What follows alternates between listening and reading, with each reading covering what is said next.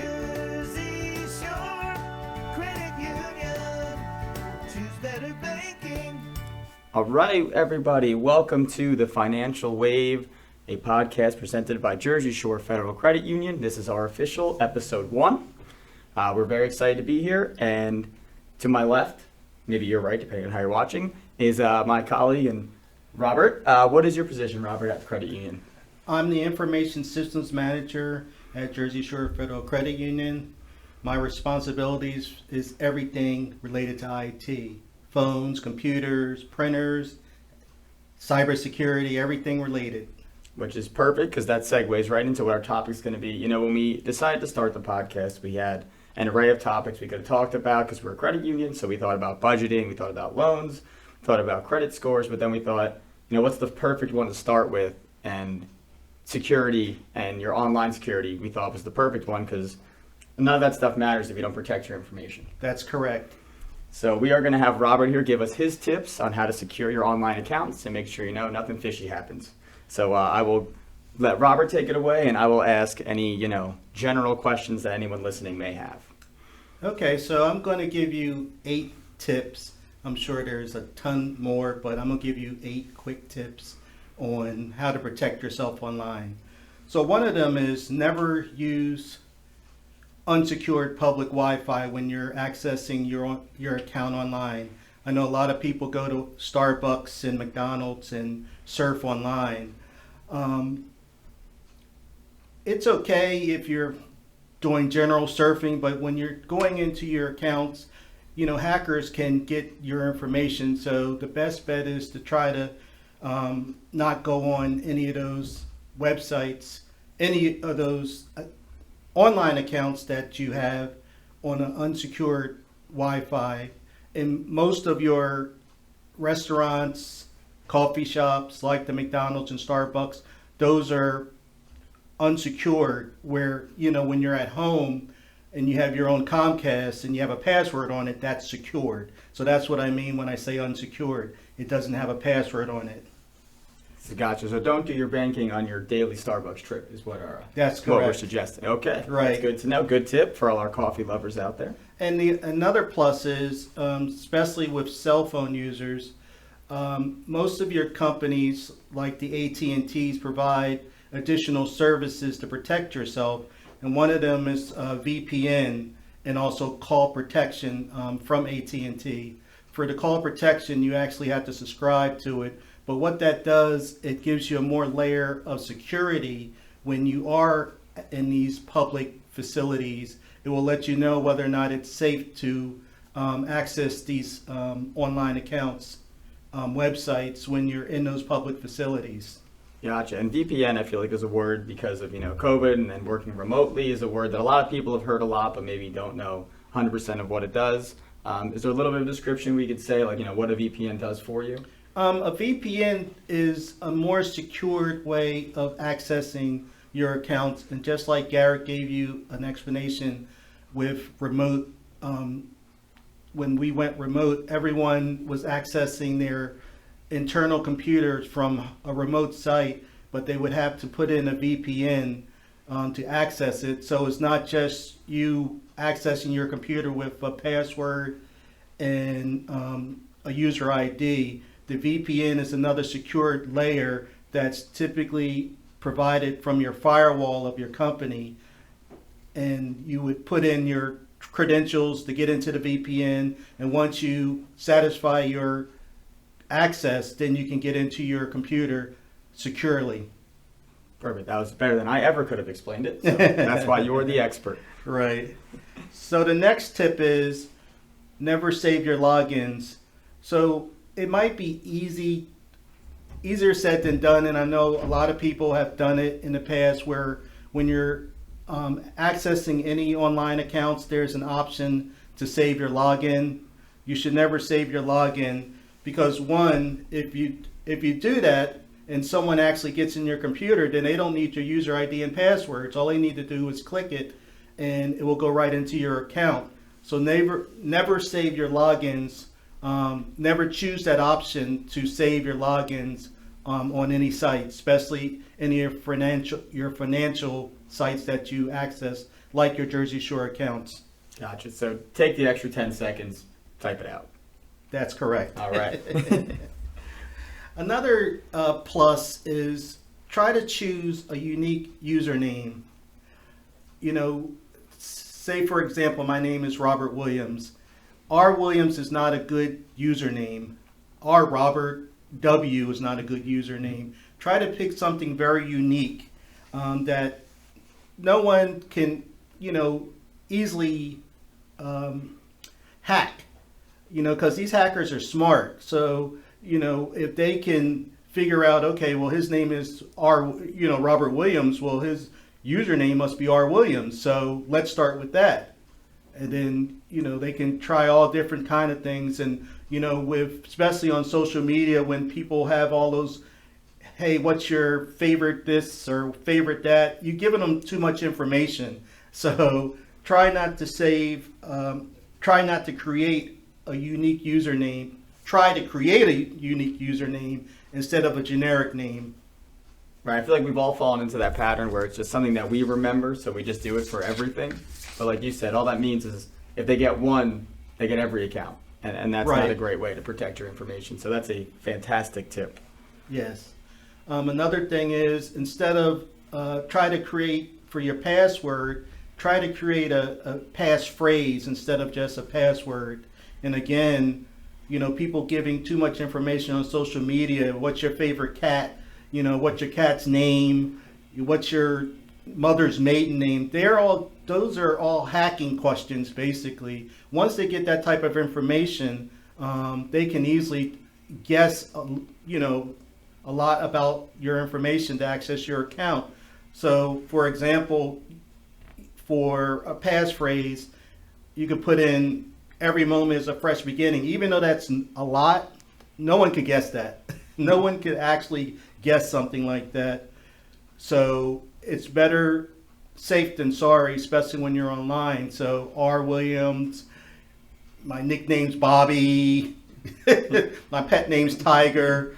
Don't give up too much information online because people are collecting that every day, putting it on the dark web. Your information's being sold. So you definitely need to create more unique passwords, more unique usernames. Right. I feel like the days of password being your password are now hopefully long gone, or just a couple numbers. Now at least they, like you said, the phrases are so much harder to guess than just one word with a number after it. It definitely helps. Yes, definitely. So on that line, we need to talk about setting up MFA on all your accounts. And when we talk about MFA, you can hear it be called 2FA, MultiFactor Authentication. And basically what that is another way of authenticating your access to any of your accounts. And generally, most of all the online accounts give you this option. It doesn't come, some accounts you're forced to set up MFA, and other accounts it's elective. Now for your Jersey Shore accounts, your online accounts, you're already set up with multi-factor authentication. That's a requirement of our system to be able to access it. You have to set up multi-factor authentication. So, but for all your other accounts, whether it's social media, any of your other accounts outside of Jersey Shore Federal Credit Union, you should set up multi-factor authentication so you be protected. And again, especially social media, a lot of people wonder how their accounts get spoofed, where someone will create an account under your name with your picture and start sending out emails or just various different posts, and you wonder how that happened. Someone has gained access to your password in your account. So if you had multi-factor authentication set up, it would send you an email if someone tried to get in your account, because a lot of it could be whether or not it's based on a location. So if they see that you typically are signing on from Egg Harbor Township and someone is in India trying to access your account, if you have multi-factor authentication set up, you will get an email and say, hey, we see you're trying to sign on from India. Is this you? And you can say yes or no or deny access to that account. And another popular way is they send password reset requests. So what they'll try to do is get in and try to reset your password. And of course, it's tied to your email. But if you have multi-factor authentication set up, you'll get a notification and you'll see this email request saying, hey, Robert, you wanted to change your password. If it's not you doing it, then you can deny it and prevent that from happening.